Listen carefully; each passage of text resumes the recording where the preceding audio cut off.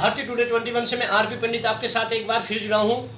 मैं हल्का इंद्री से प्रदीप चौधरी से बात कर रहा हूँ। सर, जैसे अगर यहाँ पर आपको कुछ ऐसी सीटें मिली जो बहुत ही स्वाभिमानी हो, तो आने वाले समय में आम आदमी पार्टी किसको समर्थन देगी, कौन सी सरकार को देगी समर्थन? देखो, दिल्ली में भी एक बार आम आदमी पार्टी की सीटें आई थी जिसमें कांग्रेस का समर्थन लेकर सरकार बनानी पड़ गई थी मजबूरन। लेकिन जब कांग्रेस पार्टी ने केजरीवाल जी को दबाने की कोशिश करी, तब उन्होंने सीएम पद से इस्तीफा देकर नए सिरे से चुनाव लड़ा और मैं पूर्ण बहुमत से जीत कर आए। ये झुकने वाले नहीं हैं, इनको ईमानदारी का माहौल चाहिए सरकार चलाने के लिए, क्योंकि हमारे भारतवर्ष में आज भी पैसे की कमी नहीं है, नियत और नीति की कमी है। आज भी हमारा देश सोने की चिड़िया है, लेकिन अगर सही ढंग से काम किया जाए तो बड़े बड़े बजट बनते हैं। मैं आपको बताता हूँ, जैसे स्वास्थ्य का बजट है, कितने का बन गया, 90,000 करोड़ का हरियाणा सरकार बजट बनाती है। शिक्षा का 80,000 करोड़ का बजट बनाती है।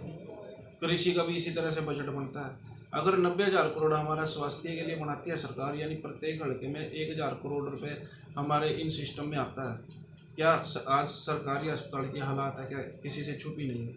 ना तो पूरे डॉक्टर हैं, ना छोटे से छोटा टेस्ट सरकारी अस्पताल में उपलब्ध नहीं है, दवाइयाँ नहीं मिलती। आप किसी भी सरकारी अस्पताल के सामने देखना, प्राइवेट दवाइयों की दुकानें भरपूर मात्रा में होगी। छोटे छोटे टेस्ट वाले जो बैठे हैं भरपूर मात्रा में सरकारी अस्पताल के सामने बैठे हैं। जब सरकार इतना पैसा हजारों करोड़ रुपए इन पे खर्च कर रही है, तो फिर इनका होने का क्या तात्पर्य है? सरकार सीधे तौर पर पैसे खाने का काम करती है। प्रशासन से लेकर ऊपर तक सारा तंत्र इसमें भ्रष्टाचार में लिप्त है। आम जनता को किसी को कोई सूद नहीं है, ना तो कोई शिक्षा के नाम पर किसी को कोई फैसिलिटी मिलती, ना ही स्वास्थ्य के ऊपर किसी को फैसिलिटी मिलती।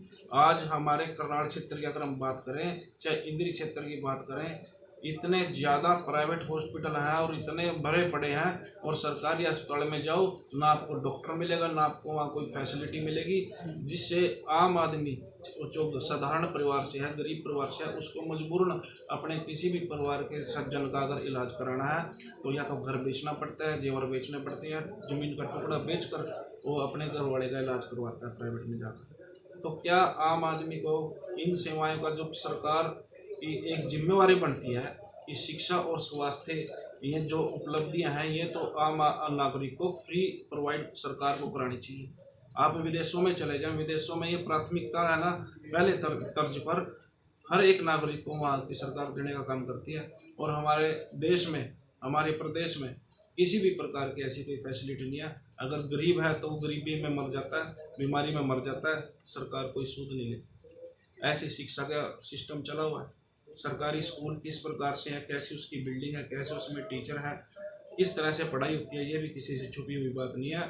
ये सारा का सारा जनता का पैसा है, कुएं में धकेलने का काम सरकारें कर रही हैं। उसकी कोई भी आगे मतलब इनकी कोई प्लानिंग नहीं है लेके भाई किस तरह से इस सिस्टम को ठीक किया जाए। जैसा सिस्टम खराब था उससे बदतर होता जा रहा है। तो देखिए, प्रदीप चौधरी जी ने दिल्ली की तर्ज पर हरियाणा प्रदेश में आम जन को सुविधाएं देने की बात कही और कहा कि अरविंद केजरीवाल जी ने जो पॉलिसी दिल्ली में चलाकर आम लोगों को राहत देने का काम किया था, यही कारण है कि तीसरी बार दिल्ली में आम आदमी पार्टी की सरकार है। और अगर इन्होंने समर्थन देना पड़ा तो बहुत सोच समझकर किसी ईमानदार छवि की पार्टी को ये समर्थन दे सकते हैं, अन्यथा पूर्ण बहुमत से सरकार बनाने का दावा किया। दोबारा से हम फिर किसी विषय पर चर्चा करेंगे, तब तक के लिए जय हिंद, जय भारत।